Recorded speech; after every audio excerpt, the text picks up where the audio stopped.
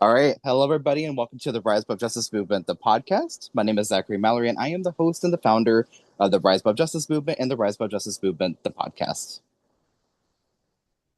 All right. So I'm excited.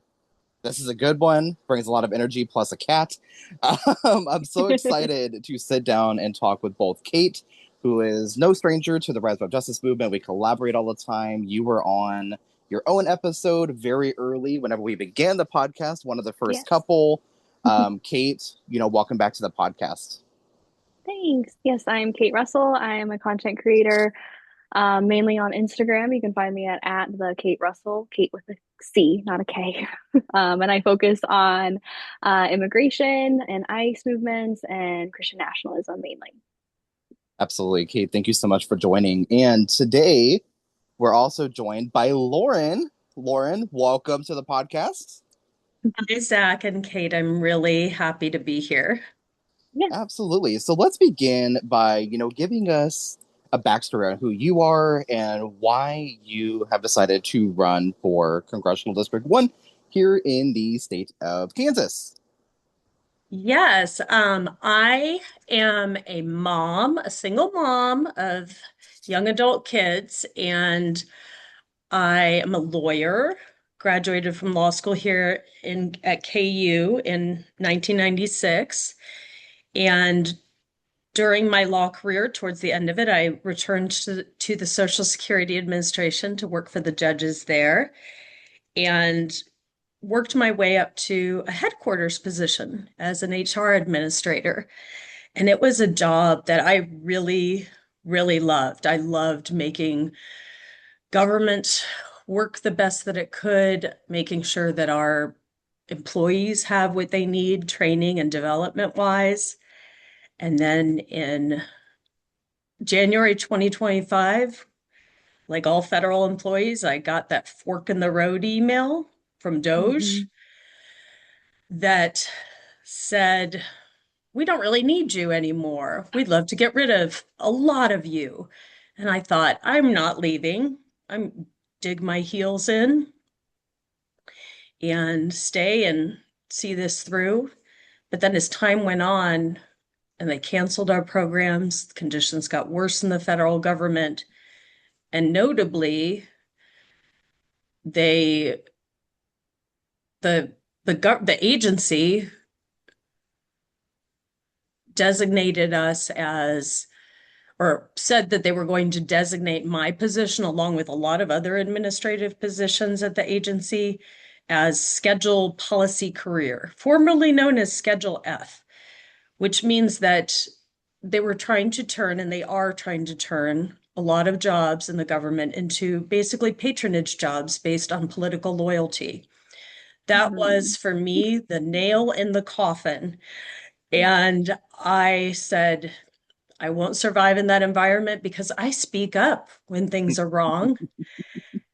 And I made the very, very reluctant decision to leave the government and take the second offer for the fork in the road buyout. And as soon as I did, I started exploring running for office here to fix things and started traveling around the state while I was still a federal employee, but staying in my lane with the Hatch Act and getting to know communities, getting to know our local Democratic parties, and ultimately made the decision to run for Congress because our federal government is now tilted towards, and our federal laws tilted towards working for corporations, and it should be working for people. And that is exactly why I decided to run this race. Absolutely, Lauren. Thank you Very so excited. much. Yeah. And then, Kate, I know you have some questions you would like to ask Lauren, so the floor is Yeah. yours, my friend. Yeah, that was actually my first question was the moment you knew that you had to leave and run, but you answered that, so I'm just going to skip it. So my second question would be District 1 is one of the reddest districts in the entire country. Tracy Mann won by 69% last time. A Democrat has won this seat exactly once since 1875. So, what do you know about this district that maybe the conventional wisdom is missing? Oh, yeah. So this district is a classic gerrymandered district, Yes, as you yes, know, yes, Kate. yes. And I live And I live here, yes, for those listening. yes, and Kate lives in the district, so she knows. She's looked at that crazy map. So, like a lot of people around the country stuck in these gerrymandered districts were like, how does this make sense that we're all in the same district together? What they did is they took the district that was the Western Kansas district classically, which makes a lot of sense. Western Kansas with agriculture and oil and their water issues. There's a Hmm. real aquifer water issue. You know, they have common interests, but when the legislature redistricted in 2022, they included Manhattan in the district, along with Lawrence, Kansas, where I live. So basically, the district now extends from the far southwest and southwest and northwest corners over to Lawrence, which is about 30 miles, 30 to 45 miles from the Missouri border. So, and anybody, if you want to look at that map, it's easy to find. Just Google Kansas First Congressional District map, and it'll pop up on Wikipedia. And if you know Kansas at all, you'll be like, wow, this is kind of crazy. Doesn't make sense because it includes Yeah. two college towns that are pretty much vote blue and have a very different interest. And it does not even include Topeka. It just kind of bypasses Topeka, which Yeah. is It's smack like, dab in between Lawrence and Manhattan. So I guess that to really get at the crux of what is it about this district that makes it so unique is, like I said, those different interests, and more specifically, you have the eastern half of the state that gets plenty of rain, doesn't have a lot of agriculture, some obviously, but and then it extends over to central Kansas, which has a lot of industry, a lot of factories, that kind of thing, all the way through Salina, Hutchinson, and then includes Hayes, another college town, right smack in the middle of the agricultural heart, really, of our mhm. state. Northwest Kansas, which is primarily agricultural and very red. I mean, the differences in the ratio of people registered Democrat and Republican and independent is it's flip-flopped from the east side of the state for the most part towards the West. And that was very intentional because that legislature in 2022 thought they could divide us. And I'm in it to unite us and win it and focus on the common issues we all have in Kansas and as Kansans and try to get the two ends of the state to understand each other's needs. I love it. Love it. Thank you. And I do have some other questions. My focus is mainly in like immigration and ICE enforcement and policy. So I have some questions related to immigration. So we have our golden triangle, right? We have Garden City and Doge, or not Doge, Dodge City and Liberal Kansas. Doge is on my mind. Yes, And it is. It's on all of our minds. so these are majority Latino communities, right? And about 20% of the population is undocumented. ICE was in Dodge City just last week. I read that the CEO of Kansas Livestock Association has said that immigrant workers are essential to feeding our communities and our country. But yet, we have Tracy Mann, who voted for the Lake and Riley Act and expanded ICE detention and is cheering the largest border security investment in history, while also claiming to support Kansas farmers and workers. That's very contradictory.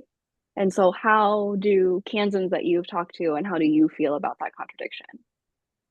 Well, that contradiction is entirely fantastical, really, on the part of Tracy Mann. The notion that we can just summarily deport a lot of people and really rip them away from not only their jobs and their employers, but their families, Mhm. and still keep our agricultural systems running, all while he voted for and allowed by executive power without standing up the discontinuation of the Food for Peace program, the USDA cuts that have really hurt, and the tariffs. So that's kind of on another vein. I know you're asking about immigration, but I No, used to be an immigration attorney. So about right. yeah, about it was in the range of 15 to 20 years ago that I practiced immigration law. I had my own practice. And before that, I worked at the university where I advised a lot of international students too. And at that time, ICE, we didn't like ICE as immigration attorneys, but ICE stayed in its lane.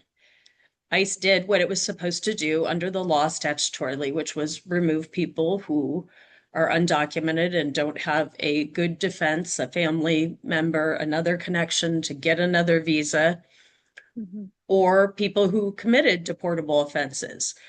So it had a purpose under the law, and now it's basically exploded into this militia.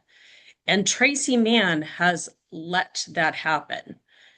And he's going to his actions, letting that happen, is going to rip apart families. It's going to hurt our agricultural workforce.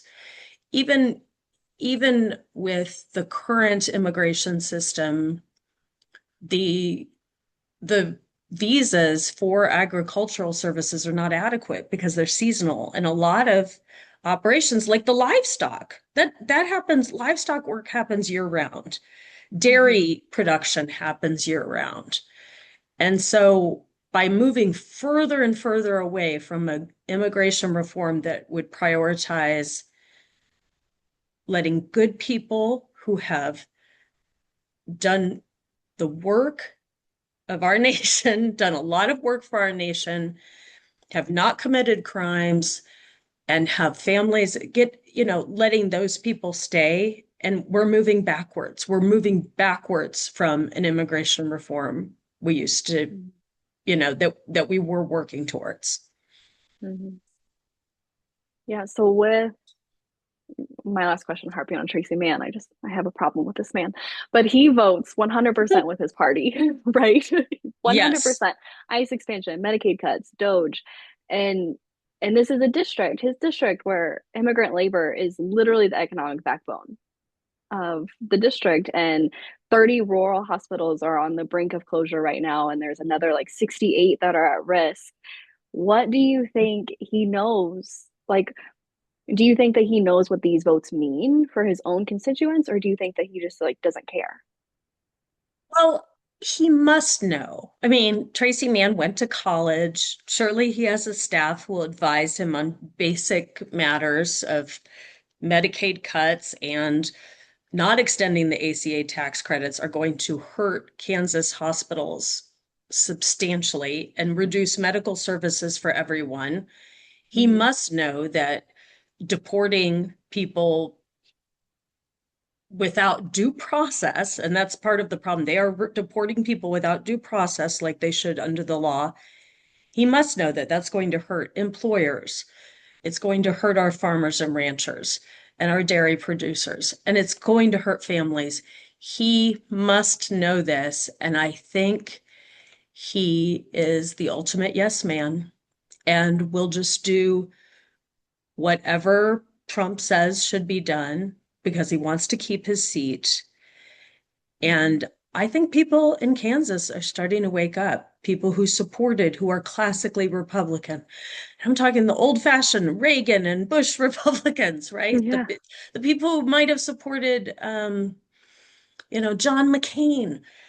Those those people, Republicanism is a certain amount of an identity, conservative values, Kansas values, but this is not conservative Kansas values. It is taking away from rural America not only the immigrants who are an important part of our community, but services from USDA to the Food for Peace program, billions of dollars are lost nationwide when that was canceled. Farmers, money that our Kansas farmers depended on. And then the hospital services. And it's the thing is, it's not going to happen overnight. These Doge cuts and the cuts from the big ugly bill are going to be sort of rearing their head, the negative effects for years, probably. And we see it all the time. We see news stories about this is what this cut means. And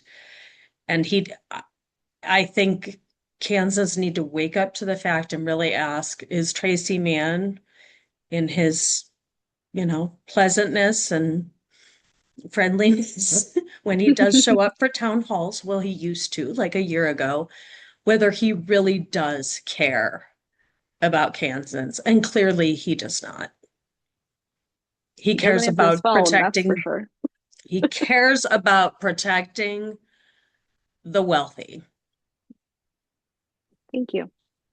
Um, my last question regarding immigration here is I saw a report from KCUR that said that mass deportations could make Southwest Kansas a ghost town. And so a quarter of all beef Americans eat come from Southwest Kansas. So what does it mean for the country's food supply if Southwest Kansas becomes a ghost town because of all this immigration enforcement? Well, I guess it means everybody better eat their hamburgers now because the price is going to go up so much. And I, I just it would really create a problem. The industry revolves around that. It does revolve around other farming, and those are growing tight-knit communities of Liberal, Dodge City, and Garden City. I visited all three. I'm going to get back down to all three in the next month. And it's it's really the thought of communities that were growing and that have embraced a multiculturalism to a large extent.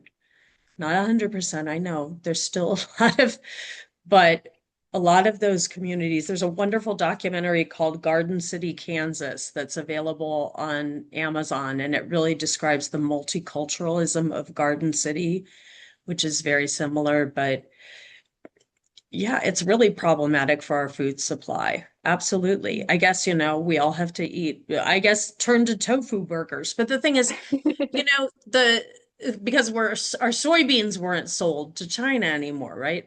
But the thing is, Trump and all of the leaders in Washington who are in power seem to think that agriculture can just shift and do something different. Well, let's just or we'll just put Americans in those jobs, and they might get some people if the job market gets bad enough to keep some of those plants going, but it's going to be a bad situation. And I really hope they don't engage in mass deportation in our state. I think the people of Kansas will be up in arms if they do. Yeah. Well, that's what I have. So thank you so much.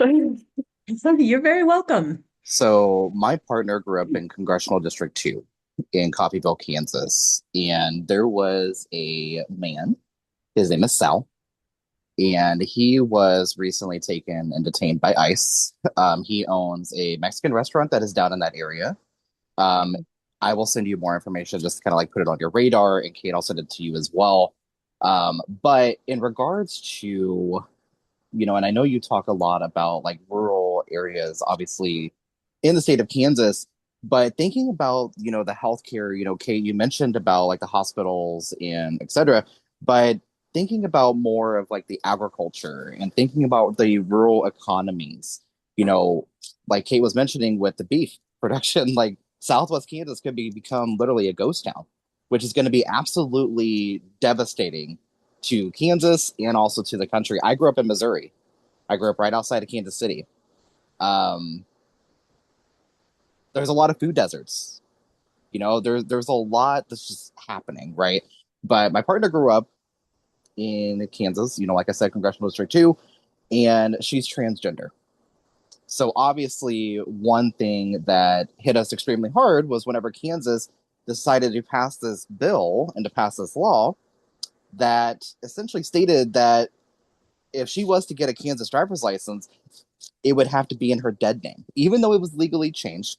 Luckily, her driver's license is still active. It was in Missouri. She got everything changed. But in regards to LGBTQ Kansans, what do you propose as protecting, marginalized voices and protecting marginalized lives? Would you be a supporter of the Equality Act, which, obviously would bar discrimination? But from a legal standpoint, I'm just curious to know what you would propose as far as protecting LGBTQ Kansans on obviously the federal level. Absolutely, I would support the Equality Act and anything that strengthens our marriage laws too, because I'm very concerned about that. And I'm the Equality Act would be useful because it would negate some of this nonsense that the state legislature has engaged in. So the Mhm. state legislature, which of course I'm not running for state legislature, I'm running for federal, but I do oppose what they have done. They have enacted a bathroom law that Mhm. can't even really be put into practice without being difficult, and seeks to sideline and really single out our transgender community and put them in fear. And that was the intent. Mhm. And transgender rights are human rights.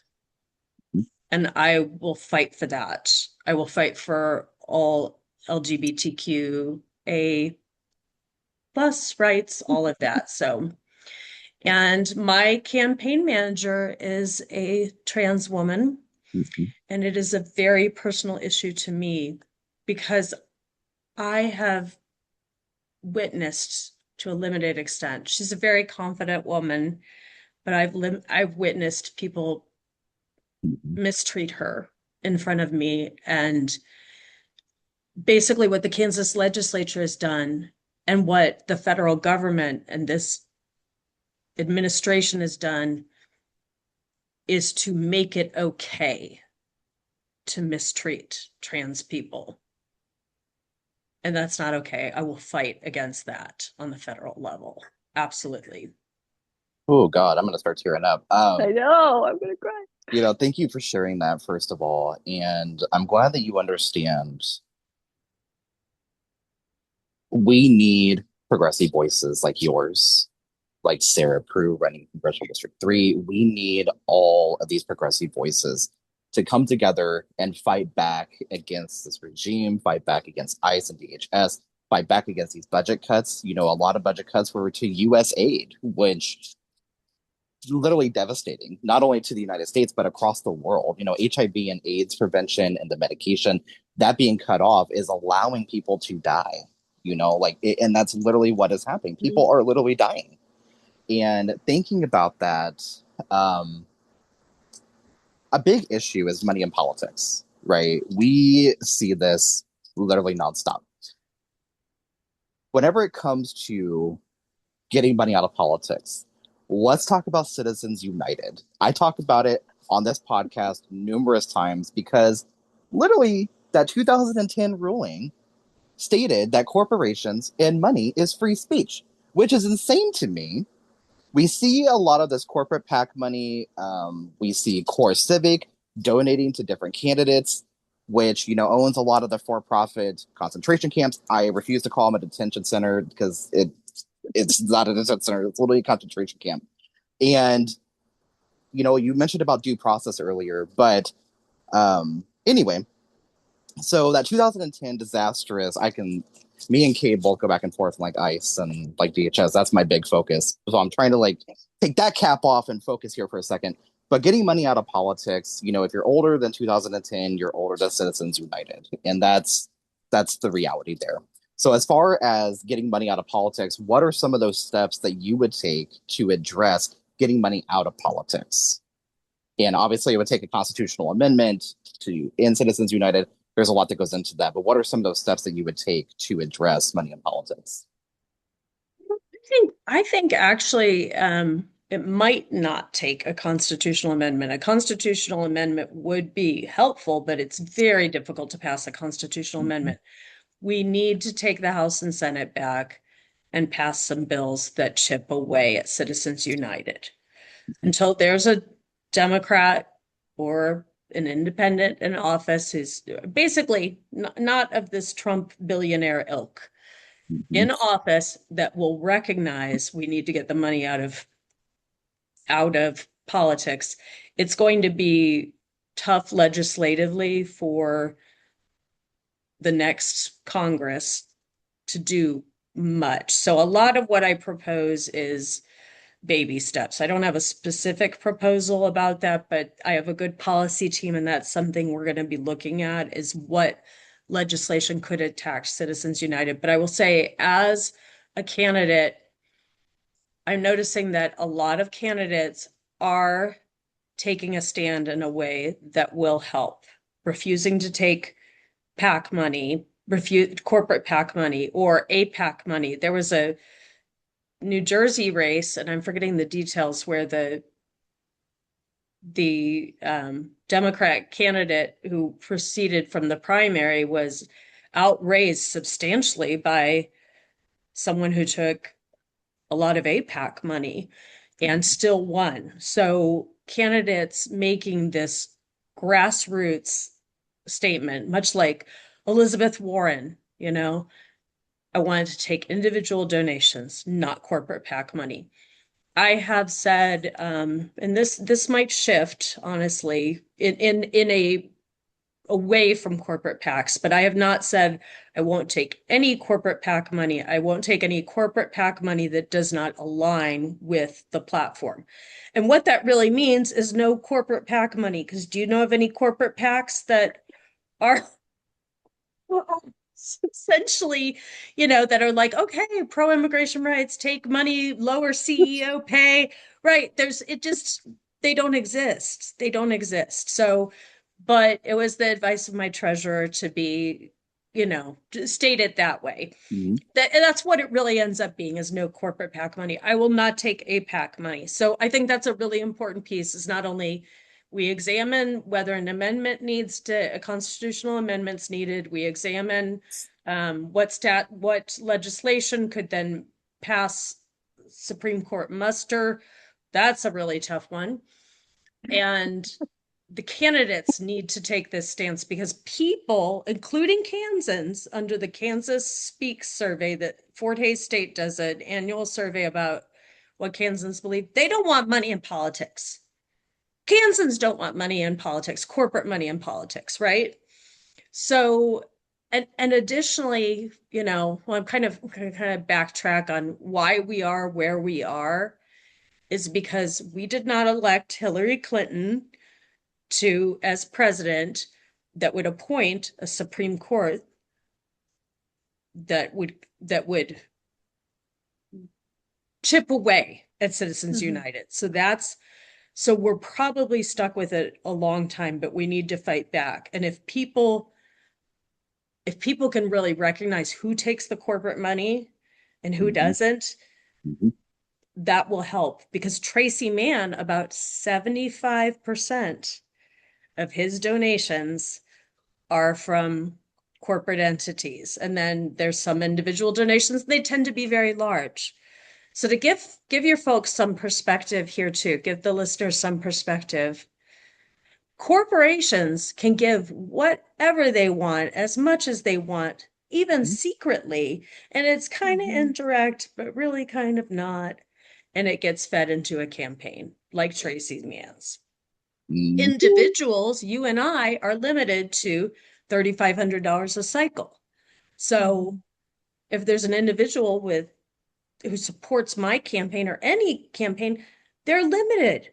Individuals are more limited than corporations. I don't know how that's free speech, but I'm really starting to understand it, Zach, as a candidate now 4 months into this race and trying to raise funds and calling my friends who are being squeezed tighter and tighter financially, and trying to persuade them, hey, we, the people who are being squeezed by corporations and the oligarchy, And the have to patriarchy. fund campaigns. And it's terrible. It's terrible, but we do. And that's a message I really want to send your listeners. Give whatever you can to the candidates who you believe in. I myself, I'm unemployed, living off my 401k at age 55, which I should not be doing, right? Not a wise move. And I'm still giving $5 a month to several candidates here in our state. So it doesn't have to be a big amount. Give whatever you can and persuade your friends to do so, unless you're a federal employee. If you're a federal employee, you're not supposed to ask for, but I mean, just to add like grassroots candidates, like it just shows that you're really in this because you believe in it and that you want to see change. And so, I mean, that speaks a lot to your character for sure. I yeah, think so. I I'm think so that's as why I'm in well. it. Yeah. I think it speaks a lot to your character and it shows a lot about who you are. And I know me and Kate both celebrated this, but thank you for mentioning about not taking APAC money. That makes me Yes. extremely happy. And it makes me even want to more collaborate with you and uplift you more. Because we built this platform and Kate, you've been watching this, our platform, Rise About Justice movement, grow exponentially and it's been Yeah. insane. And we're close to 400,000 followers on social media. That I am not backed by a billionaire. I am not backed by any PACs. I am not a part of the corporate media. I consider myself to be a content creator slash independent journalist slash whatever. I want to tell these stories because corporate and mainstream media are not going to share these stories. And they're not going to amplify these voices. The grassroots, they don't give a damn about y'all. They care about Tracy Mann, who's a corporate APAC shill, Mhm. right? Like, and also like Jerry Moran and like Roger Marshall, who walked out of his own damn town hall. Like, it's He doesn't even just, live here. yes, like it's so insane to me. But Lauren, uh, well, first of all, Kate, did you have any more questions that you wanted to ask at all? No, I'm good. Okay, perfect. So my last question, and then obviously we'll talk about how people can contribute to your campaign. Because I know we're coming up on time here. I wanted to keep this right at a certain time. The Epstein files. So obviously a really big topic right now, and I base my entire movement around survivors. As a survivor of sexual assault, domestic violence, and gun violence myself, my co-founders are also survivors and we're very focused on like justice, right? Because justice for survivors is absolutely critical. But the blatant cover up of the Epstein files and the Epstein class, which Donald Trump is a part of, which they knew about, right? This is not something that just came up out of nowhere. Everybody keeps saying, oh, why didn't Biden do this? And why didn't Biden do that? I'm not the biggest fan of Joe Biden. I will be the first to admit that.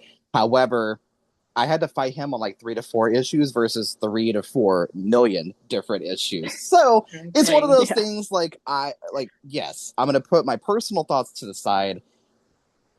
I would rather work with somebody like Joe Biden versus Donald Trump. Anyway, I digress. But thinking about the Epstein files, both chambers of Congress minus one voted unanimously to do the Epstein Files Transparency Act.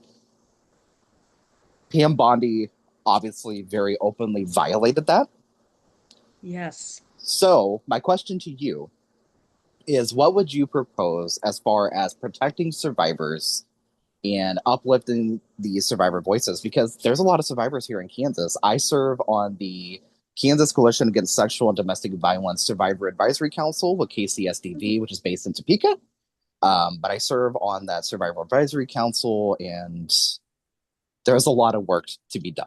A lot of the language in the Kansas statute is very outdated, but also think about federally too. So, what would you propose as far as protecting survivors and amplifying survivor voices? Well, okay, so to the state level, because so much of the law Oh, is in the state. Most of, I yes, mean, there's probably federal kidnapping laws and that kind of thing. I'm sure some of yes. these cases do end up in federal court, like Epstein, but a lot of them end up in state. And if you're in a state where you are not being protected by the law and you're not getting justice, work with whatever organization is to fight for that and speak out as a survivor to the extent you can. But the states, absolutely, states that are behind the times on these laws need to reform.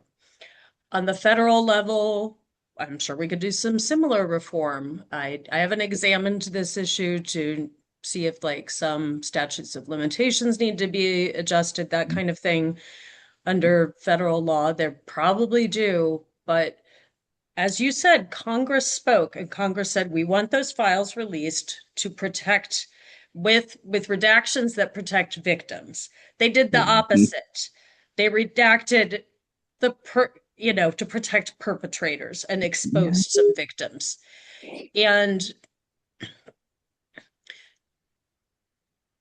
now, and Pam Bondi, I watched part of her hearings where she yelled at several members of Congress like a mean teenage girl, and it was horrifying to me. Horrifying. First of all, the Florida State Bar needs to consider disbarring that woman, and that's another issue.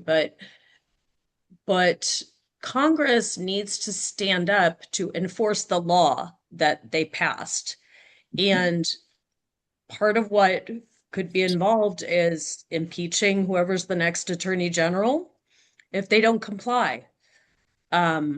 Congress, our House of Representatives has the power to impeach.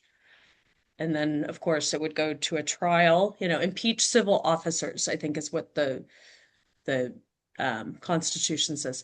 Impeach civil officers. And a lot of people ask me, should we impeach Trump? Well, Trump has already been impeached is one answer. But I think the focus also needs to be on the henchmen who have, under DHS, under Pete Hegseth, and an attorney general who is acting contrary to the law. So Todd Blanche, and I suspect Todd Blanche will be the acting attorney general for as long as possible because Trump doesn't want to go before the Senate and confirm someone new because the Senate might actually scrutinize that a little bit now.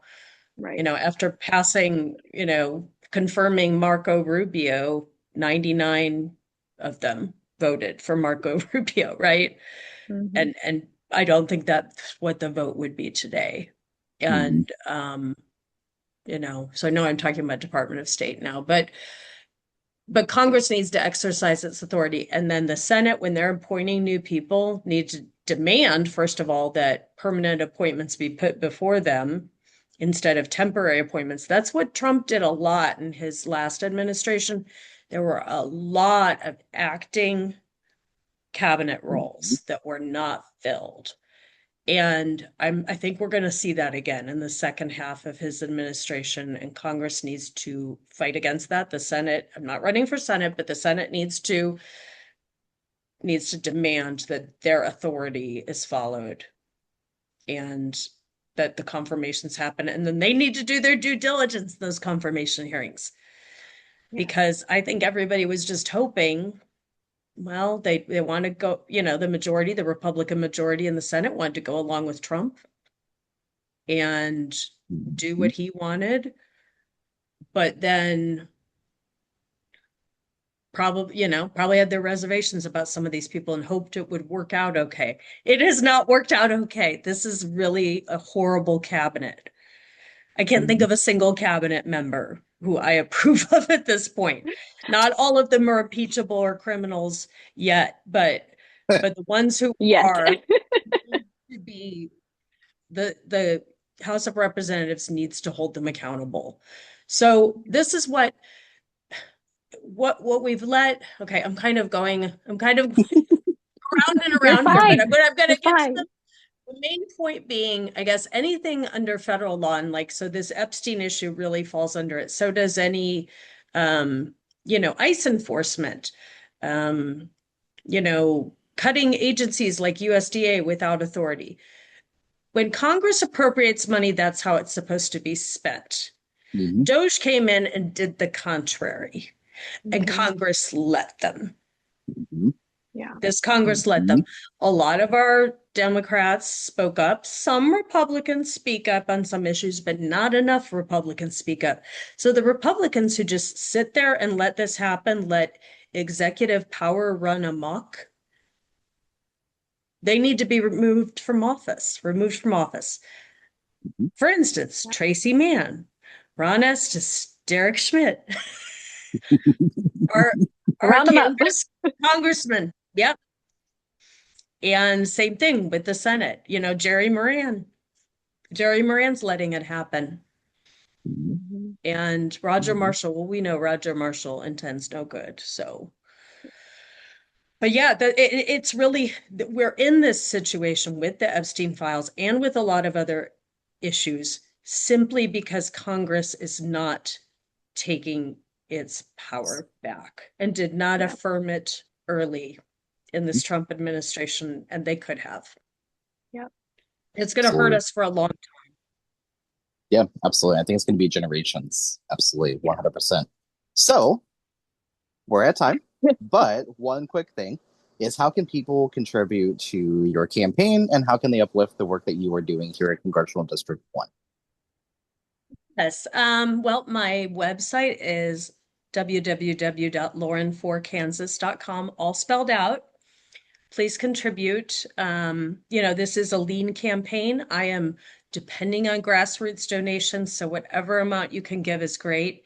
And if you're in the district, or even if you're not in the district, follow my Facebook page, follow my Instagram page. And those are all, I really lucked out with the social media handles, you guys, because they are all at Lauren for Kansas. So Yeah. Perfect. I know I really lucked out. Facebook, Instagram, Blue Sky, TikTok.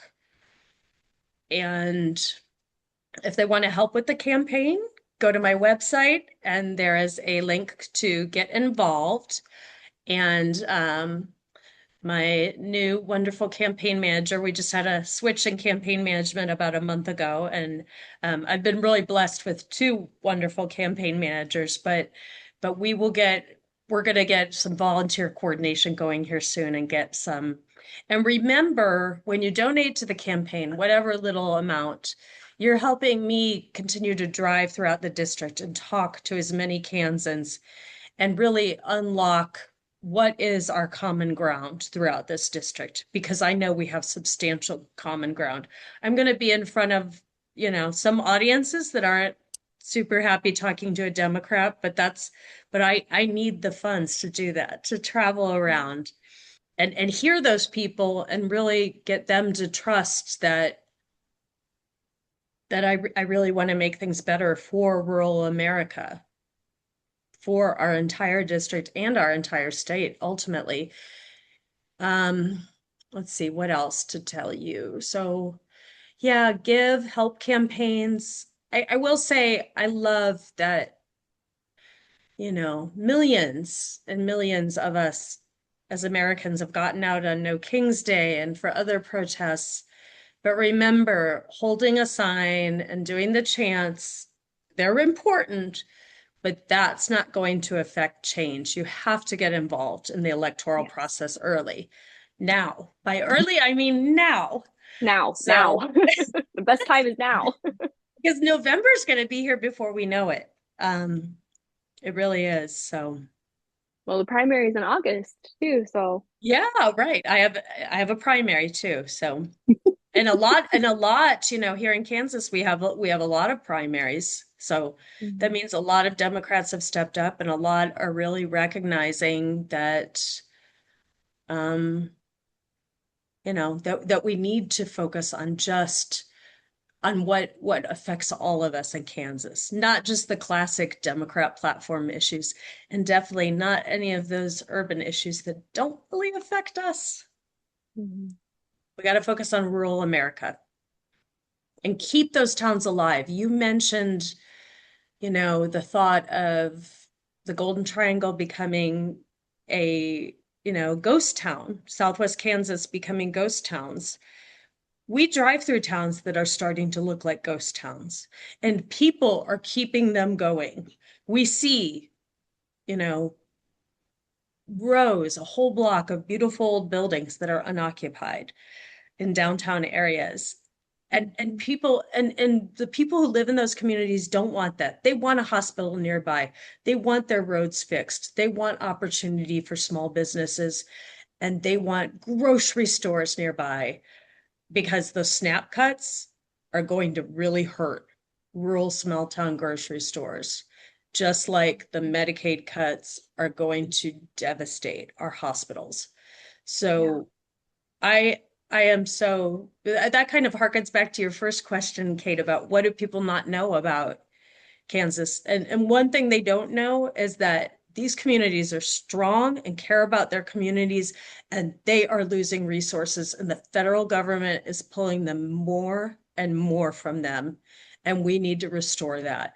We need to prioritize rural America because we depend on it for our food, we depend on it for a lot of industries. And if we let small towns die, it's going to hurt all of us. People in the cities might think that's not the case, but it really is. Yeah. Mhm. Absolutely. All right, Lauren and Kate, thank you so much for joining the podcast today. Please take care of yourselves, and I will see you out there. Lauren, good luck to your primary. Thank you so much for being here, and thank you for everything that you are doing to represent Kansas and represent all of us. And with that, thank you so much. Please take care of yourself. And thank you. Thank you so much for having me on today. This was really an enjoyable conversation. Absolutely. Thank you.